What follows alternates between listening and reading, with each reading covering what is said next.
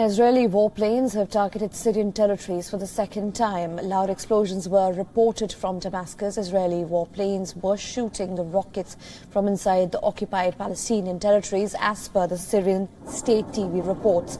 Israeli warplanes targeted Syrian bases in Damascus, but rockets in which radar site and ammunition depot was destroyed.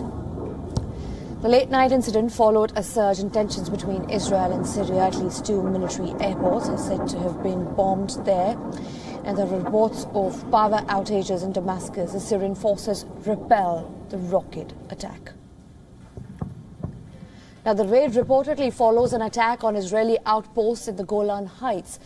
This attack was blamed on Iran-backed forces in Syria. Israel's military has claimed that Iranian forces in Syria had shielded one of its outposts near the border.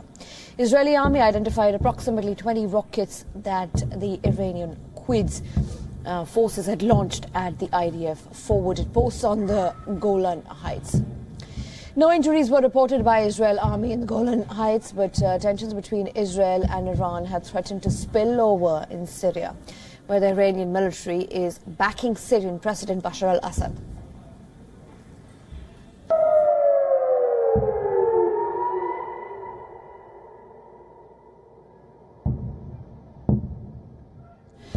Meanwhile, defending Israel's actions, White House Press Secretary Sarah Sanders has said that Israel has a sovereign right to defend itself. She added that Iranian forces' attack at Israeli territories shows that the Iran regime can't be trusted. No immediate personnel changes at this time, and that people shouldn't be concerned. We should do exactly. Joining me on the program is our senior international correspondent Ramesh Ramachandran. Ramesh, we heard Sarah Sanders, and she says that Iranian forces and the attack at Israeli territory shows that the Iran regime can't be trusted. What's happening here? Morning, Jessica. So this incident was reported from an area which Syria claims as its own, but it's occupied by Israel for the last many decades now. This area is called Golan Heights, which is claimed both by Syria and Israel.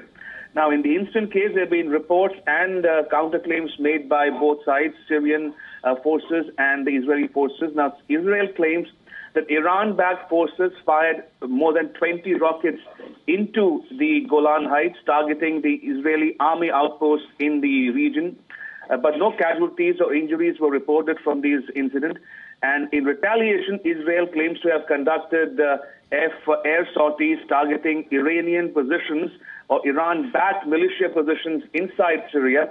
And remember, this is the first time in many, many decades, Jessica, that Israel has directly blamed Iran for targeting Israeli outposts in its territory. So this is significant because this raises tensions already worsened by the U.S. pulling out of the Iran nuclear deal, and just comes barely 24 hours after Israel conducted sorties inside Syria, killing at least 8 Iranian forces stationed inside Syria. We're also joined by Arun Singh, former Indian diplomat. Mr. Singh, as Ramesh was pointing out, as a matter of fact, after Trump pulling out of that Iran nuclear deal, things have worsened. The tensions are mounting now.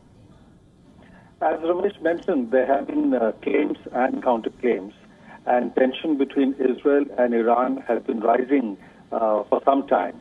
In any case, relations between Iran and Israel have not been very good because Israel says that Iran has not reconciled itself to the existence of Israel.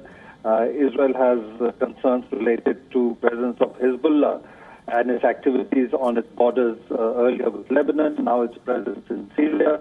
It believes that Iran supports Hezbollah and its adversarial approach to Israel.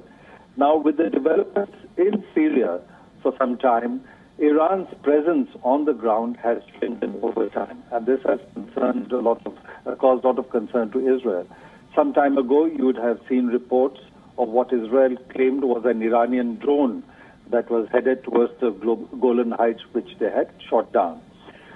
Israel has also carried out several attacks in Syria, where it has been reported that the objects were Iranian personnel, equipment located in Syria, or supplies from Iran to their partners in the struggle that is going on in Syria. So in the context of that, and with President Trump's decision related to Iran and going away from the Joint Comprehensive Plan of Action, which has been very strongly supported and welcomed by Israel, there was an anticipation that tension could rise in the region, that both sides could look at escalating things in a bit to make their point. Iran could be frustrated by the decision that the U.S. president has taken. Israel could be emboldened by the decision that the U.S. president has taken and expecting full U.S. backing for whatever it feels it needs to do in its own interest. So the situation certainly has become more tense, and with what people describe as the fog of war and the ongoing struggle in Syria with forces of different kinds, presence of Russia, presence of Iran, Turkish activity, presence of U.S. forces, fighters of different groups. It's a very complicated situation, and therefore escalation of tension of this kind, uncertainties created by the situation on the ground can only be expected. Right, Mr. Singh, and you in fact mentioned that uncertainties on ground have been created in Syria and specifically in Damascus as well. We saw the bombings, but then again, so many forces on ground. How is Syria going to deal with it? So it's a situation which is very complicated, and efforts are being made to look at stabilizing the situation in Syria, look at if there can be a post-conflict resolution of political and other issues after the hold that ISIS had over territory in Syria has effectively been cleared. But there are different interests, there are different viewpoints. On one side, you have Russia, which is supporting the Syrian government.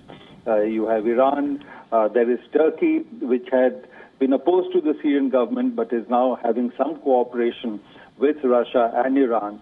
And then there is U.S. and the West in general, which has been opposed to the continuation of the Syrian government.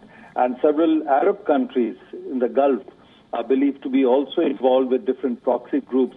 They're pursuing their interests opposed to what Iran has been doing there. So it's a complicated situation. There are different attempts at post-conflict resolution, but they don't seem to have made much progress so far. Right. Thank you, Mr. Arun Singh, for joining us on the program.